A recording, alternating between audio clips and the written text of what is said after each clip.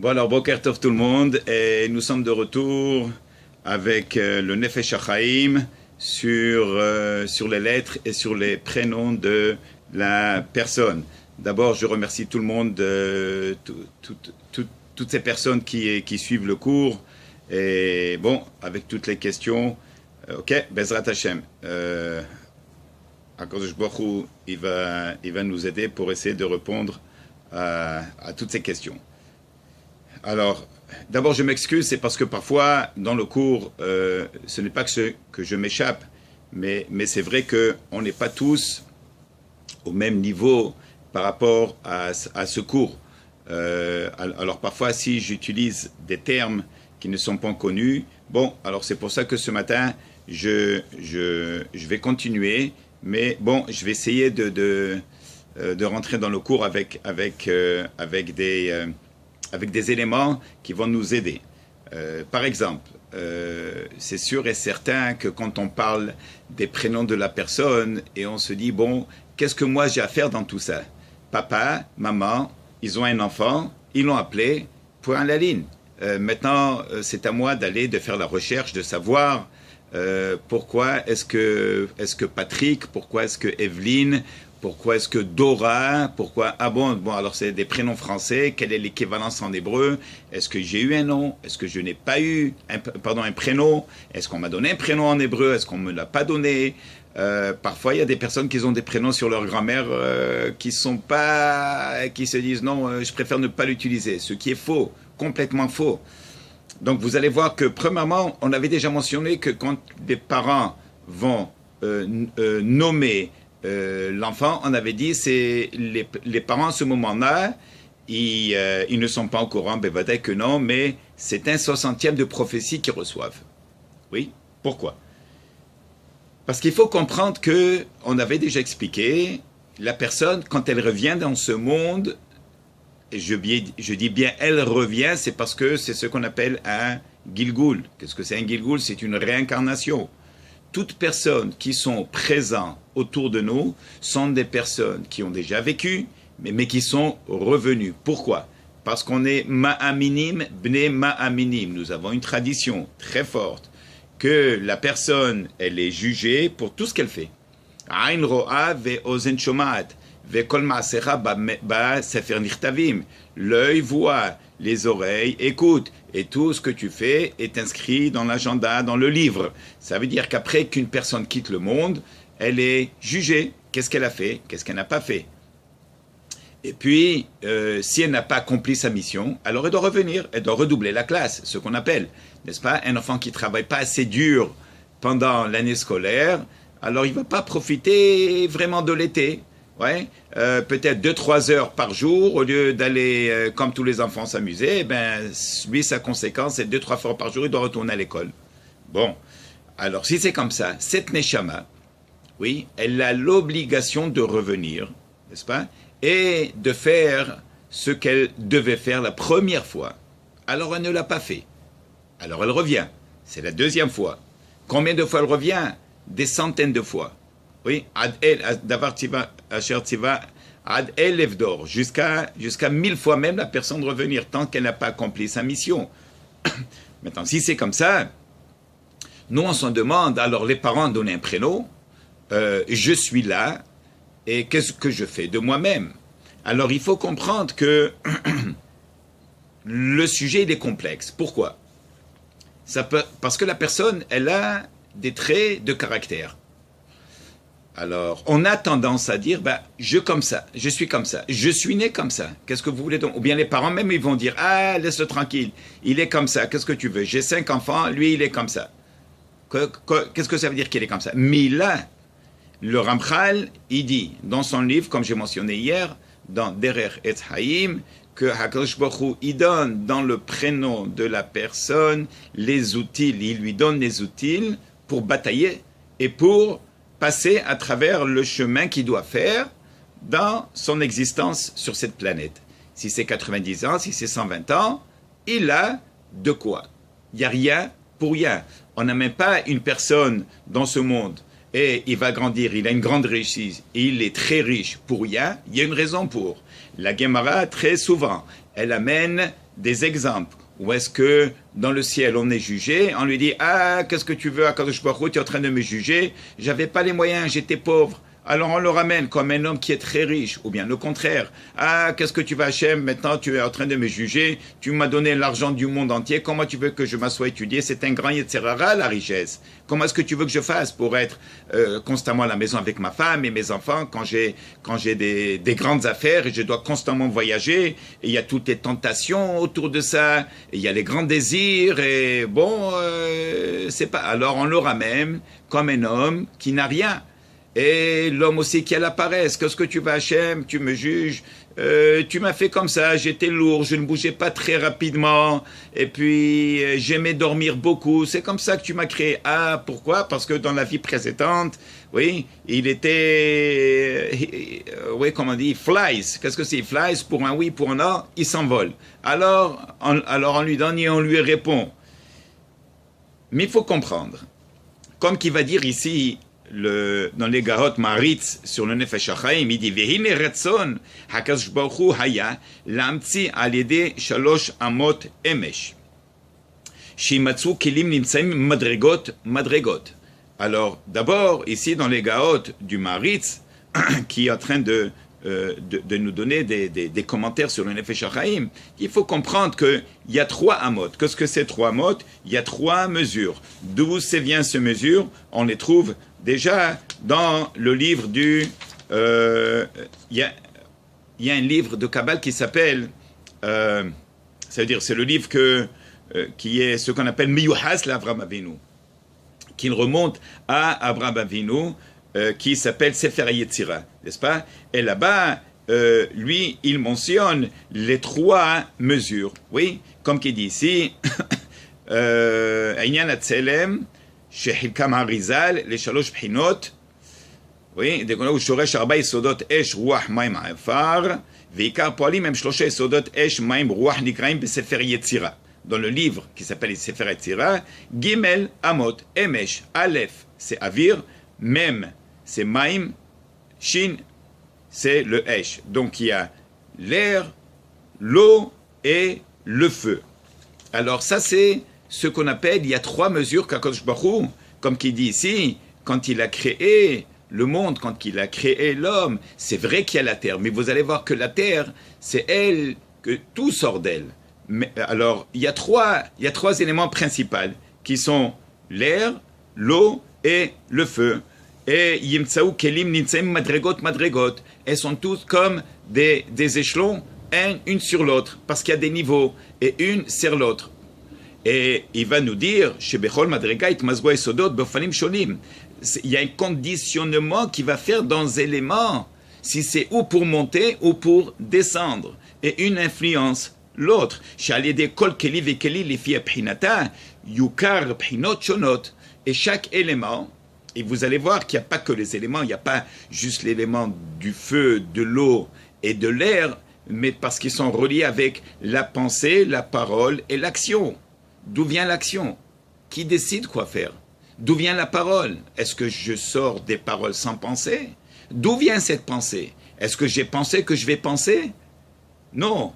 Alors il y a les 3 éléments et il y a les 3 étapes qu'on a qui engendrent l'action. Il y a la pensée, il y a la parole et il y a l'action. C'est ce qu'on dit les Chadodi, tous les vendredis soirs on chante, sauf Maaseh, Bemachshavat Tehila. Qu'est-ce qui a engendré l'action? C'est la pensée. Mais la pensée d'où elle vient? Bon, et après ça, on va trouver encore 3 éléments, n'est-ce pas, qui sont reliés avec le cœur et qui sont reliés avec le foie, n'est-ce pas, et qui sont reliés avec la bouche. Alors, vous allez voir comment tout est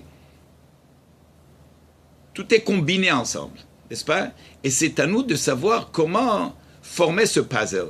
Alors ce puzzle, il faut le remettre en ordre. Parce que s'il n'y a pas d'ordre, alors il y a le désordre. Il n'y a pas de gray zone. C'est où les choses sont en ordre, où les choses ne sont pas en ordre. Il y a des gens qui sont très intelligents, comme j'ai dit hier. On n'a pas besoin d'être juif pour être médecin. Alors à quoi sert cette neshama? Alors vous allez voir que, en fin de compte, ici, Il dit Vegam leashpia lemata lekli shelemata mimena, birte shegam kliya tahtona sheba tahtonot imatsu kavana rishona sheim mitnase lechol lerosh. Bon, alors, ce qu'il faut comprendre, c'est que on a tous ces outils. Pourquoi faire? Parce que on a on a cette obligation d'arriver à notre but pour lequel on a été créé. N'oubliez pas encore une fois, nous sommes réincarnés, nous sommes revenus.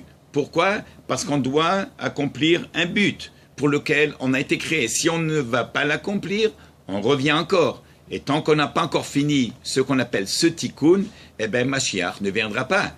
C'est parce que si chacun de nous tire de son côté, il va faire ce qu'il veut, alors on n'arrive nulle part. C'est pour ça qu'on va trouver très souvent dans la Gemara, oui, les mahloket, les discussions, dans toutes les halachot que nous aujourd'hui nous allons trouver dans Shulchan Aruch. Alors il y a les hachamim et il y a des individuels qui vont contredire les hachamim. Mais en fin de compte, qu'est-ce que dit la halacha? Yahid verabim, halacha kirabim. Il faut suivre la majorité, sinon il y a un désordre.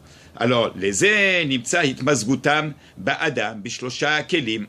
C'est pour ça qu'on va trouver que les trois amot qu'on avait dit qui est l'air, l'eau et le feu, eux, ils vont s'interchanger dans les trois kelim, dans les trois vaisselles qu'on a dans le corps, qui vont nous servir aussi pour un certain fonctionnement, n'est-ce pas? Qui sont le mohar, la cervelle, qui est le cerveau, pardon, le cœur, c'est le lèvre, et bakaved, qui est le foie. Vehen hemaklian nefesh, et eux aussi, ils sont reliés avec le nefesh ou haneshama, ce qu'on appelle naran nefesh, c'est l'âme animale que tout humain il a. Le ruach, c'est déjà le côté intellect. Au niveau de la parole, les animaux, ils ont les désirs que nous aussi on a. Nous aussi on a les désirs des animaux. Qu'est-ce qui nous différencie des animaux? C'est déjà, nous on a la parole. On peut s'exprimer, on peut parler, on peut dialoguer, n'est-ce pas? Et on peut communiquer. Alors il y a des communications qui sont en vain, ce qu'on appelle la shonara, mais il y a communiquer positivement dans la prière avec Hachem. Très bien. Et alors, il y a le Ruach Neshama, et après, Nefesh, Ruach, et après, il y a la Neshama qui réside dans le cerveau. Très bien. Vechol, Klim, Ashlosha, Kelim, Midgalim, et dans chacun de ces trois éléments qui sont le Nefesh, le Ruach et la Neshama, eux, ils sont Midgalmim, oui, eux, ils vont se réaliser comment? À travers les trois éléments qui sont l'air, l'eau et le feu. Maintenant, regardez. Oui,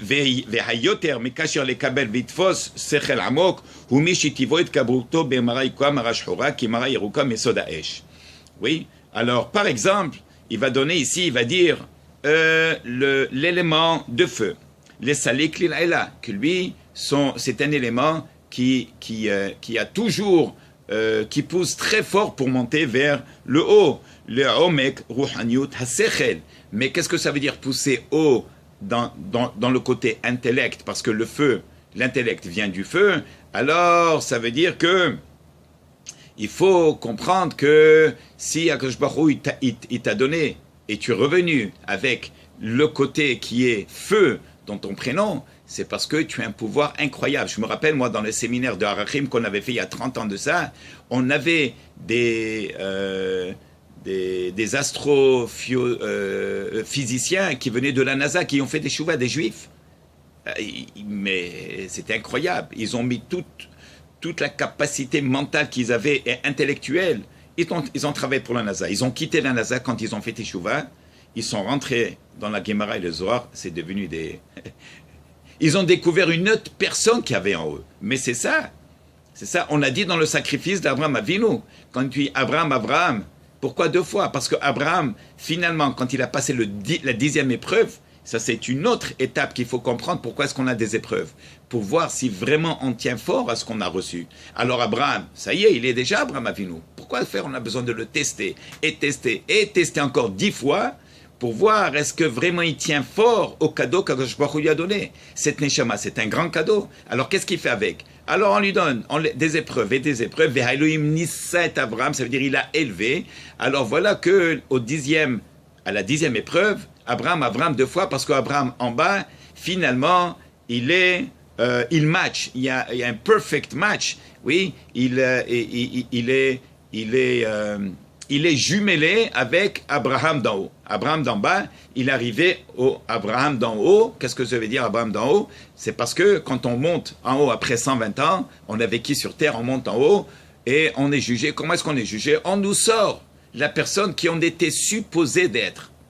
Ah, mais moi, je suis parti à l'école, je suis devenu ingénieur, je suis devenu couturier, je suis là à savoir qu'est-ce que je suis devenu un peintre, je suis un musicien, oui, je suis un astrophysicien, j'ai travaillé pour la NASA, et grâce à moi, on a développé, on a fait, oui, mais on t'a pas amené sur... Ça, c'est pour la Parnassa, tout ça. Et après, au dehors des heures de la Parnassa, qu'est-ce que tu as fait avec ton temps? La télé, quoi, qu'est-ce qu'on a fait? Alors voilà qu'on lui montre la personne qui devait être. Et voilà, il est revenu comme ça. Si ça match, Gan Eden, tu as compris mon fils. Hazako Balour, c'est pour lui et pour elle. Sinon, alors il te manque. Alors par exemple, si la Neshama il a fait 75% de son travail, il travaillait et il étudiait et il lui manque. Alors il va revenir corriger un 25%. C'est pour ça que les gens quittent le monde tôt. Oui, et parfois des bébés, ils sont à peine nés, ils vont quitter le monde à l'âge de 3 mois, 6 mois, 19 ans, 35 ans, 49 ans, et on se pose des questions. Et on se pose des questions. Et en réalité, mais c'est ça, nous on n'a pas les calculs dans les mains. C'est Akadosh Baruch Hu qui a tous les calculs. Il devait corriger 25%, il les a fait en telle et telle année, Shalom à l'Israël, oui, le Ramchal, Allah Shalom. Oui, lui, il est niftar à l'âge de 38 ou 40 ans. Qui était le Ramchal? Oui, le livre qu'on a étudié avant, le Derech Etzraïm, c'était le Gilgul de Nitzotz de Rabbi Akiva. Ah, pourquoi le Ramchal, il est mort à 40 ans? Parce que Rabbi Akiva, il a vécu jusqu'à 120 ans. Très bien. Mais à quel âge il a fait Teshuvah, Rabbi Akiva? À l'âge de 40 ans. Donc, 40 ans à 120 ans, c'était le grand Rabbi Akiva, le maître de Rabbi Shimon Bar Yochai. Alors si c'est comme ça, qu'est-ce qu'on va faire avec les 40 ans qu'il n'était pas religieux? Eh bien il revient, il doit faire un tikkun. Ah mais toute la connaissance qu'il avait déjà comme un Tana, il revient. Maintenant vous comprenez que le Ramchal, il écrit son premier livre de Kabbale à l'âge de 14 ans, parce que c'est Rabbi Akiva. Il revient. Rabbi Akiva, qui c'est? 5 sont rentrés dans le Pardès, 5 sont rentrés dans la Kabbale. Il y a 5 qui sont rentrés. Il y a un qui est sorti sain et sauf. Les 4, ils ont perdu la connaissance. Un qui est devenu fou. Un qui est mort avec ce qu'il a vu. Un, il est resté impeccable, c'était Rabbi Akiva. Il revient comme le Ramchal, chargé, blindé.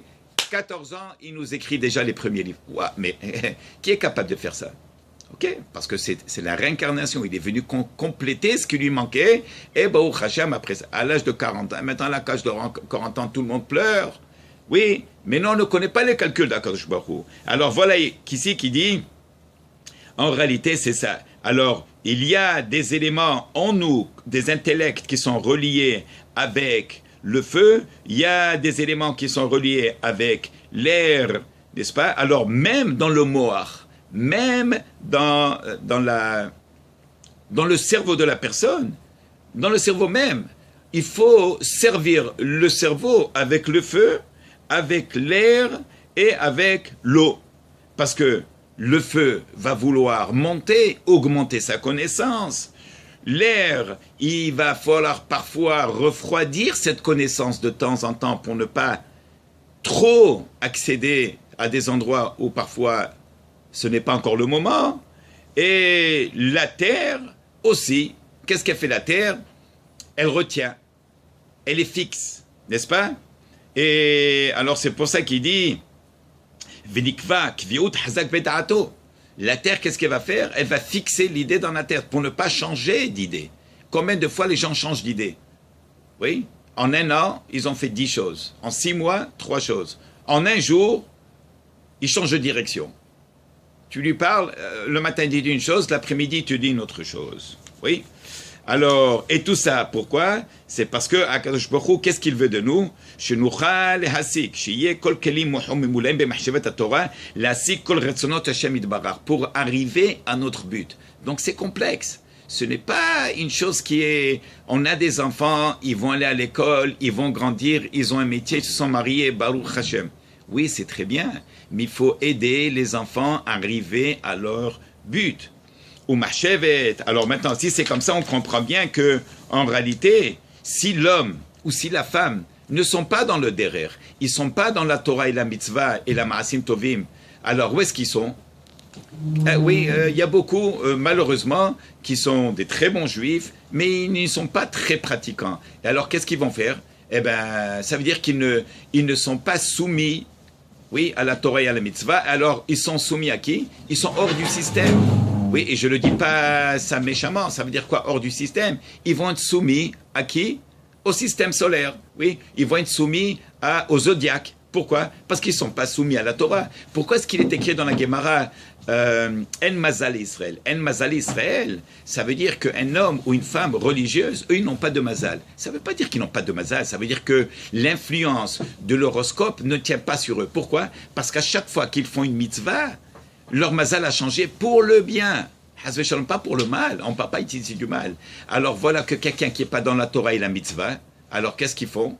Ils sont hors du système de Torah ou mitzvah, donc ils sont soumis à qui? Il faut être soumis à quelque chose, il y a une influence. D'où vient cette influence? Du zodiaque, oui, l'horoscope. Oui, alors ils vont ouvrir le journal, la gazette, et ils vont dire, ah, aujourd'hui, il y a l'amour qui vient, oui, il y a l'argent qui va venir. Oui, mais l'amour, on a dit, ça vient du cœur, le désir, c'est le feu, peut-être c'est un amour, mais c'est ce qu'on appelle le false alarm, c'est un amour, mais qui est mal dirigé. Il y a le feu, il y a l'amour, mais il est parti à gauche au lieu d'aller à droite. Oui, et sur cette même base, vous allez voir que tout se dirige. Alors il dit, ou min halev, par exemple, nimshachim it mazgudam shel kol kle hamaase lekaim bepoal mamash kol mitzvot Hashem. Par exemple, quel est le devoir du cœur? Par là, tout à l'heure, on a parlé des 3 éléments, n'est-ce pas, qui sont l'air, le feu et l'eau, mais qui correspondent au cerveau, au cœur et à la foi, au foie. Alors maintenant, si on part du cœur par exemple, le cœur, c'est lui qui va alimenter tout le corps. Ça, on le sait. Scientifiquement, quelqu'un qui a une crise cardiaque, le corps ne fonctionne plus. Mais même d'une manière spirituelle, c'est comme ça que ça fonctionne. Donc, il y a l'amour qui est le désir de l'amour qui vient du cœur. Le feu aussi, il est dans le cœur. Le feu, il est dans le cerveau. Le feu, il est aussi dans le foie. Mais comment servir avec le feu qui est dans le cœur? C'est Ve'ahavta et Adonai Elohecha bechol levavecha upchol nafshecha upchol modecha. 3 fois par jour, on le dit dans le Kriyat Shema. Be'ava vir'a misitra. Et la crainte de Dieu, elle vient où? Ça, c'est déjà le côté de l'eau. Pourquoi l'eau? Parce qu'on a dit que l'eau, qu'est-ce qu'elle fait l'eau? L'eau, c'est elle qui va faire pousser. Mais pousser, si j'ai un jardin avec des roses et j'arrose avec de l'eau, qu'est-ce qui va pousser avec mes roses? Il y a aussi des mauvaises herbes qui vont pousser. Alors comment ça marche? Eh bien, il faut déraciner les mauvaises herbes pour que les roses poussent bien. La même chose ici. Alors l'eau, elle est misitra. La ira vient des citra des mayas. Il faut très faire attention. Qu'est-ce qu'on alimente, n'est-ce pas, avec ce côté qui est au besimha. Et la joie, par exemple, elle vient d'où? Oui, besimha. Alors, comme qui dit là-bas dans Sefer Tevarim, Al Asher lo avadet Hashem elokecha besimha utov levav. C'est écrit. On va être jugé parce qu'on n'a pas servi Hachem dans la simcha. Il faut être content quand Shabbat arrive. Il faut être content quand on a un cours de Gemara. Il faut être content quand le rabbin vous appelle à la maison. Vous savez quoi? Venez, on va faire un shiur chez vous à la maison. Oui, il faut faire les mitzvot besimcha. D'où est-ce qu'elle vient cette simcha? Misitra de Esha. C'est un feu, la simcha. Vous voyez les gens qui dansent dans la simcha, dans les mariages. D'où vient? S'il n'y a pas de feu, il n'y a pas de simcha. Oui, mais le feu, on l'avait dit hier, il peut brûler. Oui, mais il faut conditionner tout ça. Ou bezrizout, qu'est-ce que c'est la zrizout? La zrizout, il est écrit tous les matins, on dit Heve'as kanamer, heve'kal kanesher, ve'zariz. Qu'est-ce que c'est zariz? Il faut se précipiter quand il y a une mitzvah à faire. D'où elle vient la zrizout? Niflam, misetra, derouah. Ça vient du côté de l'air. On a dit, quelle est la différence entre l'air et le feu? L'air, il ne brûle pas. L'air peut chauffer. Mais l'air, une fois il est là, une fois il est ailleurs. L'air, il peut être l'air froid, l'air chaud. Jusqu'à que le cerveau, le cœur et le foie, avec l'élément du feu, de l'air et de l'eau, ils sont au service avec le mahshaba, dibour et maasé, la pensée et la parole et l'action même, tout ça va être au service de Hachem. Quand on est comme ça, alors on est intouchable, Rabotai. Je parle aux hommes et aux femmes qui écoutent. On est intouchable. On est intouchable. C'est pour ça que on dit tous les matins dans la prière, et les barechev et les basoussim, les nations, ils viennent contre nous avec des avions, avec des bombes atomiques, avec des tanks. Vanarnu beshem Hashem Elohim naskir. Et nous, on mentionne le nom de Hashem, ils vont tomber. Pourquoi? Parce qu'on a ce pouvoir. Et alors, je vais m'arrêter ici. Je pense que c'est déjà beaucoup à dire. Il faut penser à tout ce qu'on vient de vous donner comme matériel. Et puis, bon, on va revenir demain, Bezrat Hashem. On va essayer de remettre encore tout ce qu'on vient de dire ce matin avec les lettres et dans les éléments pour essayer d'arriver à une certaine base de connaissances où est-ce qu'on va vraiment comprendre tout ce qu'on dit. Voilà. Alors, Baruch Adonai L'Olam, Amen, Amen, et voilà, partagez s'il vous plaît. Boker Tov à tout le monde.